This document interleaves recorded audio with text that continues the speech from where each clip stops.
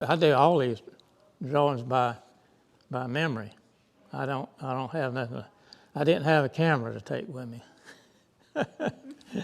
Like this picture right here, I'd have to remember the way it was in the woods and what the horses looked like, what the cows looked like, and what the dogs looked like. See, this old man here has got a dog behind him. See, our dogs were trained to walk behind the horse until we needed him. If we didn't need him, he wouldn't even go out here and round these cows up. But if this old bull decided he was going to go off in the woods away from their other cows, this dog would go in there and bring him back to these cows right here. And that's what you call drawing out of memory. You know what your horses are going to do. You know what the cows are going to do. An old bull, he'll take a chance on leaving, thinking he can get away, but this dog will bring him back.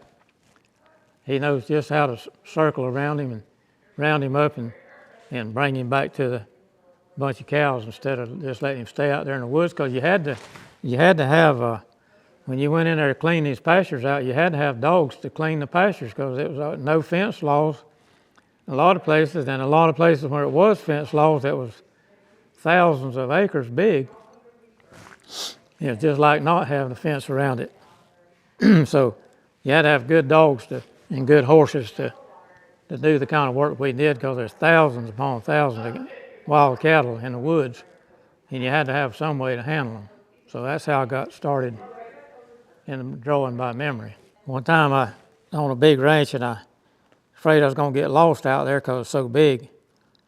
And I said, Toby, what should I do? I get out there and get turned around and get lost on that place. He said, Joe, just get off your horse, put your bridle reins over the saddle horn, get back up on him.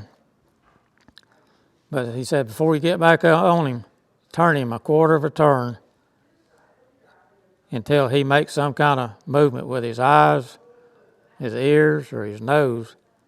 And you watch him close. And he said, when you see him make a little change in his face, he said, stop him right there. You get on him and ride.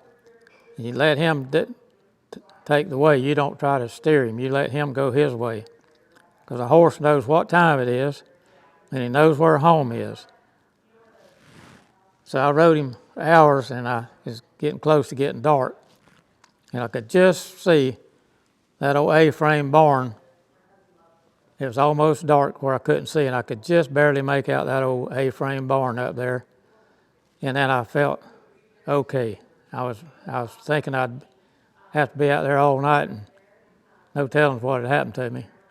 But the old horse made it right back to home on time.